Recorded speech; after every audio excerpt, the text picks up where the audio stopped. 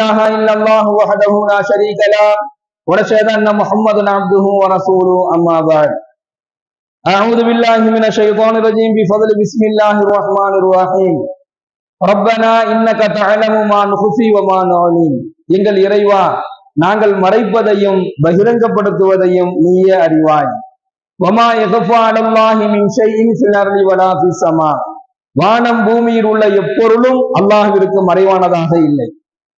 கணியத்திற்குரிய அல்லாஹ்வின் நல்லடியார்களே, சகோதரர்களே, எல்லாம் வல்ல இறைவன் அவனுக்கு மறைவாக இந்த உலகத்தில் எப்படி எந்த பொருளும் இல்லையோ அதே போன்று நாம் உள்ளங்களில் வைத்திருக்கக்கூடிய ரகசியங்கள், நாம் உள்ளங்களில் மறைத்து வைத்திருக்கக்கூடிய நல்லவைகள் கெட்டவைகள் என அனைத்தையுமே அல்லாஹ் மிகவும் நுட்பமாக அறியக்கூடியவனாக இருக்கிறான். அல்லாஹ் குர்ஆன்ல ஒரு வசனத்தில் அல்லாஹ் சொல்லும் பொழுது, நான் மிகவும் தீவிரமானவன், உங்களை கண்காணிப்பதில் நான் மிகவும் தீவிரமானவன் என்பதாக சொல்றான். யாரை கண்காணிக்கிறது இல்ல, மனிதர்களாக இருக்கக்கூடிய நம்மை, தன்னுடைய அடியார்களை, மனிதர்களை கண்காணிக்கக்கூடிய விஷயத்துல அல்லாஹ் எப்படி சொல்றான்னா, நான் மிகவும் நுட்பமானவன், நான் தீவிரமானவன், உங்களை விசாரிப்பதுல, உங்களை கண்காணிக்கிறதுல நான் ரொம்ப தீவிரமானவன் என்பதாக அல்லாஹ் கூறுகிறான். அப்ப நம்முடைய உள்ளங்கள்ல என்ன இருக்குது என்பதை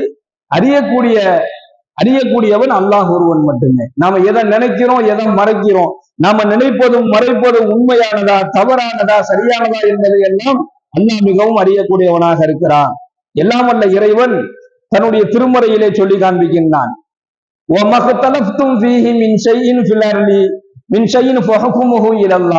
அல்லாஹ் சொல்றான், நீங்கள் எந்த விஷயத்தில் கருத்து வேறுபாடு கொண்டீர்களோ அதனுடைய தீர்ப்பு அல்லாஹ்விடமே இருக்கிறது. தாலிக்கும் அல்லாஹு ரப்பி அலைஹி தவக்கல்து வ இலைஹி உனீப். நீங்க எந்த விஷயத்துல கருத்து வேறுபாடு கொள்றீங்களோ அதனுடைய தீர்ப்பு அல்லாஹ்விடத்துல இருக்கு. அதற்கு தீர்ப்பு வழங்கக்கூடியவன் அல்லாஹ்தான். அல்லாஹ்வின் மீது நீங்கள் நம்பிக்கை வைத்தால், அல்லாஹ்வே நான் நம்புகின்றேன், இன்னும் அவன் பக்கமே நான் திரும்புகிறேன் என்கின்ற நம்பிக்கை உங்கள்கிட்ட இருந்துச்சு அப்படின்னு சொன்னா, எந்த விஷயத்துல நாம குழப்பமா இருக்கிறோமோ, எந்த விஷயத்துல நமக்கு கருத்து வேறுபாடு இருக்குதோ, எந்த விஷயத்தை செய்யலாமா வேணாமான்ற கூடிய அந்த குழப்பங்கள் இருக்குதோ அதனுடைய திருப்பு அல்லாஹ் உங்களுக்கு வழங்குவான். ஏன்னா இது மனசு சம்பந்தப்பட்ட விஷயம், இது மனம் சம்பந்தப்பட்ட விஷயம். ஒரு விஷயத்தை நம்ம செய்யணும்னு நினைக்கிறோம், ஆனா செய்யலாமா வேணாமங்க கூடிய ஒரு குழப்பம் ஏற்படும். அல்லது ஒரு விஷயத்த நம்ம பிரியப்படுறோம், விரும்புறோம், ஆனா அது நல்லதா கெட்டதாங்க கூடிய குழப்பம் நமக்குள்ள இருக்குது. அதனுடைய தீர்வு நமக்கு கிடைக்கல, அதுல ஏதோ ஒண்ணு குழப்பம் இருந்துகிட்டே இருக்கு. ஸல்லல்லாஹு அலைஹி வஸல்லம் அவங்க சொல்லுவாங்க, எந்த விஷயத்துல உங்களுக்கு மனம் குழப்பமாக இருக்குதோ அதை நீங்க கைவிட்டுருங்கன்றுவாங்க. அதை நீங்க அந்த செயலை நீங்க செய்ய வேண்டாம். எந்த விஷயத்தை செய்யறது இல்ல, உங்கள் மனம் உங்களுக்கு குழப்பத்தை ஏற்படுத்துதோ, மாறி மாறி ஒரு குழப்பம் வந்துகிட்டே இருக்குதோ, நீங்கள் குழம்பக்கூடிய விஷயத்த, குழப்பமாக உங்களை ஆக்கக்கூடிய விஷயத்த உடனே கைவிட்டுருங்க என்பதாக ஸல்லல்லாஹு அலைஹி வஸல்லம் சொல்றாங்க. அதே போன்று அல்லாஹ் சொல்றான், எந்த விஷயம் உங்களுக்கு குழப்பமா இருக்குதோ, அதுல உங்களுக்கு சரியான ஒரு முடிவு கிடைக்கலையோ, அந்த மாதிரி ஒரு சூழ்நிலை இருக்கும் பொழுது, நாளைக்கும் அல்லாஹு ரப்பி, நீங்க அல்லாஹ்விடத்துல திரும்புங்க, நீங்க அல்லாஹ்விடத்துல திரும்புங்க.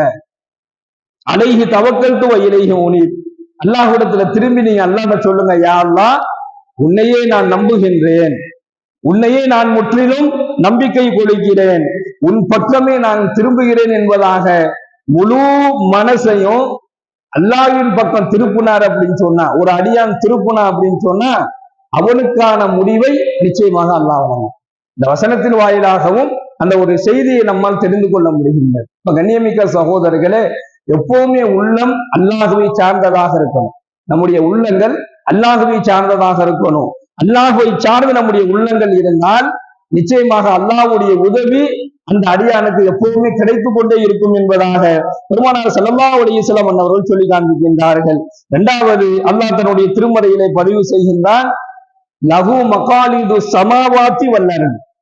இந்த வானம் பூமியினுடைய சாவி என்கிட்டதான் இருக்குங்கிறான்ல. லஹு மகாலிது ஸமாவாத்தி வல் அர்த். இந்த உலகத்துல நீங்க என்னதான் நீங்க உங்களுக்கான பொருளாதாரத்தை திரட்டிக் கொள்வதற்காக வேண்டி, உங்களுடைய வாழ்வாதாரத்தை பெருக்கிக் கொள்வதற்காக வேண்டி என்னதான் நீங்க உழைக்கலாம், கஷ்டப்படலாம், என்ன வேணாலும் செய்யலாம், ஆனால் லஹு மகாலிது ஸமாவாத்தி வல் அர்த், இந்த வானம் பூமியினுடைய சாவி என்கிட்டதான் இருக்குதுங்கிறாங்க. அப்ப என்ன அர்த்தம்னா, யாருக்கு எதை கொடுக்கணுங்கிறது அல்லாஹ்வுடைய முடிவுல இருக்குது. இதுவும் ஒரு மனிதனுடைய மனம் சம்பந்தப்பட்ட விஷயம். பொருளாதாரத்துல நாம பெரிய ஆள் ஆயிரணும் அப்படின்னு மனசுல நினைக்கிறோம். வாழ்வாத நம்முடைய சொத்து சுகத்தை என்ன செஞ்சிடணும்? ஒவ்வொரு மனிதனும் உள்ளத்துல நினைக்கக்கூடிய ஒன்று, சொத்து சுகத்தை நிறைய சேர்த்துரும் நாம நினைக்கிறோம், உழைக்கிறோம், கடுமையா உழைக்கிறோம். ஆனா எதை அல்லாஹ் யாருக்கு என்ன கொடுக்கணுமோ அதைத்தான் அல்லாஹ் கொடுக்கணும். இந்த வானம் எப்படி அல்லாஹ்விற்கு சொந்தமானதாக இருக்குதோ, எப்படி இந்த பூமியில் உள்ள அனைத்தும் அல்லாஹ்விற்கு சொந்தமானது. யாருக்கு என்ன ரிசுக்கை எப்போ கொடுக்கணுங்கிறது என் பொறுப்புல இருக்குங்கிறான். சாவிங்கிறது என்ன? வானம் பூமிக்கு, வானத்துக்கு ஒரு கதவு, பூமிக்கு ஒரு கதவு, அதனுடைய சாவி அல்லாஹ் கையில வச்சிருக்கேன்னு சொல்லல. சாவிங்கிறது ரிசுக்கு. சாவிங்கிறது அல்லாஹ் நமக்கு வழங்கக்கூடிய ரிசுக்குகள். அந்த ரிசுக்கை யாருக்கு எப்போ வழங்கணுமோ அல்லாஹ் அப்ப கொடுப்பான். யாருக்கு கொடுக்கணும்னு நினைக்கிறானோ அவங்களுக்கு கொடுப்பான், யாருக்கு தடுக்கணும்னு நினைக்கிறானோ அவங்களுக்கு தடுத்துருவான். ஆனா எப்ப கொடுக்கணுங்கிறது அல்லாஹ்வுடைய முடிவுல இருக்கு. அப்போ இந்த வானம் பூமியுடைய சாவி என்னிடமே உள்ளது. எபுசுத்து ரிசுக்கல் லிமையஷா, தான் நாடினால், தான் நாடியவர்களுக்கு என்ன சொல்றான்ல, எபுசுத்து ரிசுக்கல் லிமையஷா, தான் நாடியவருக்கும் உணவு வழங்குவான். உணவு வசதிகளை, பொருளாதாரங்களை என்ன செய்வான்? அப்படியே பெருக செஞ்சுக்கிட்டே இருப்பான்ல. அல்லாஹ் ஒருத்தருக்கு கொடுக்கணும்னு நாடிட்டான் அப்படின்னு சொன்னா அது யாரா வேணாலும் இருக்கலாம்.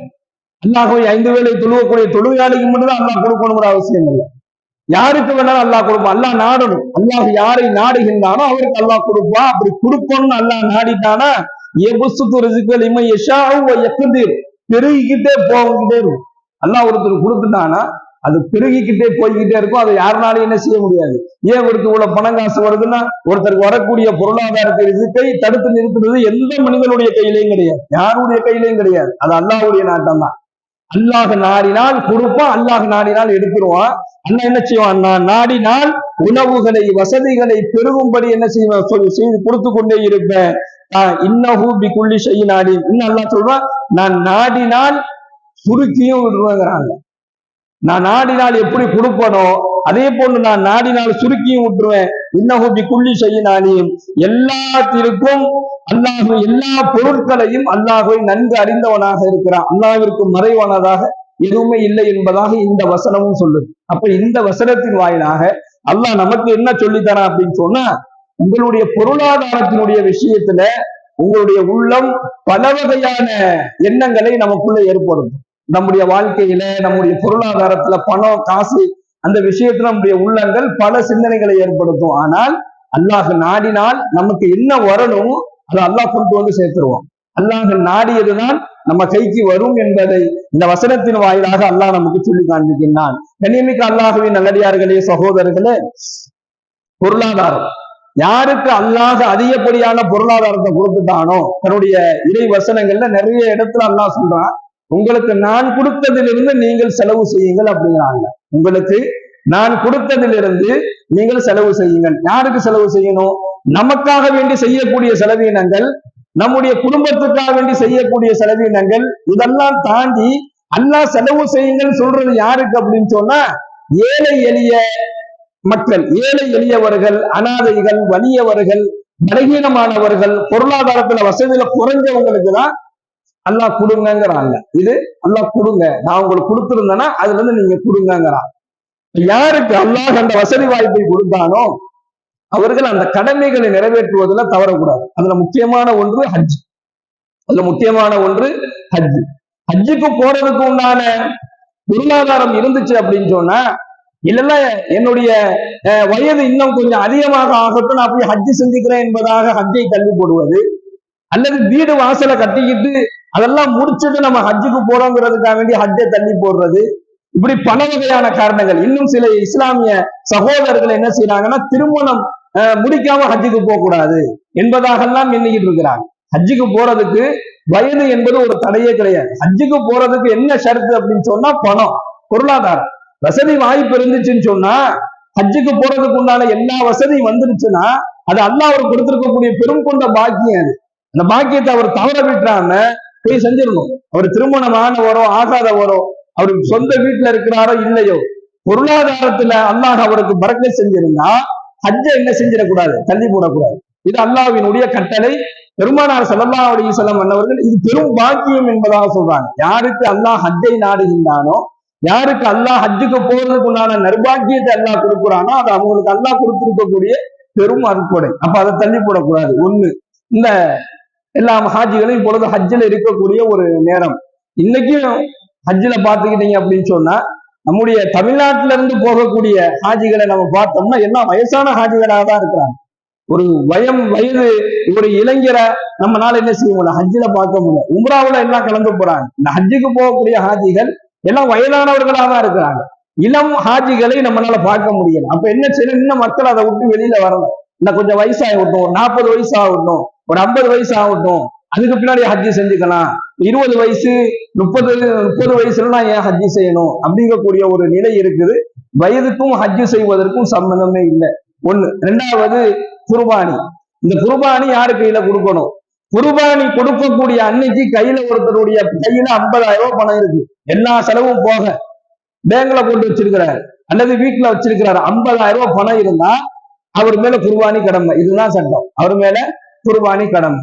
வெள்ளியில 63 கிராம் சொல்றாங்க. அந்த கணக்கு பண்ணி பார்த்தோம் அப்படின்னு சொன்னா 50,000 ரூபாய் கையில இருக்கணும், எல்லா செலவும் போக என் கையில 50,000 ரூபாய் பணம் இருக்குது அப்படின்னு சொன்னா அவர் என்ன செய்யலாம், குர்பானி கொடுக்கலாம். என்னால ஒரு ஆடு வாங்கி கொடுக்க முடியல அப்படின்னு சொன்னா ஒரு பங்குதாரரா என்ன செய்யலாம், அந்த கடமையை அவர் நிறைவேற்றலாம். குர்பானி என்கின்ற அமல் மிகவும் உயர்வானது. அல்லாஹ் குர்ஆன்ல பதிவு செய்யறான், நீங்கள் அந்த குர்பானியை நாம நிறைவேற்றோம் இல்லையா, அந்த நிறைவேற்றக்கூடிய அந்த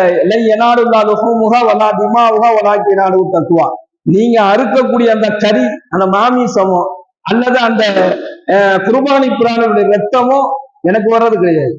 மாறாக உங்களுடைய இறையச்சத்தை மட்டும்தான் நான் பார்க்கிறேங்கிற அல்லாஹ். அப்போ ஒரு இறையச்சத்தை அதிகப்படுத்தக்கூடிய, அல்லாஹ்விற்கு கட்டுப்படக்கூடிய ஒரு சிறந்த அமல் இந்த குர்பானி.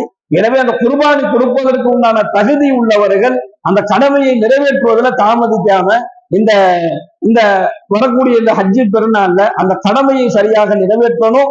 எல்லாம் வல்ல இறைவன் யாரெல்லாம் ஹஜ்ஜி செய்ய சென்றிருக்கின்றார்களோ அவர்களுடைய ஹஜ்ஜிகளையும், யாரெல்லாம் குர்பானி கொடுப்பதற்கு தயாராக இருக்கின்றார்களோ அவருடைய குர்பானிகளையும் எல்லாம் வல்ல இறைவன் பரிபூரணமாக ஏற்றுக்கொள்வானாக. நமக்கும் ஹஜ்ஜி செய்யக்கூடிய சிறந்த பாக்கியத்தை எல்லாம் வழங்குவானாக.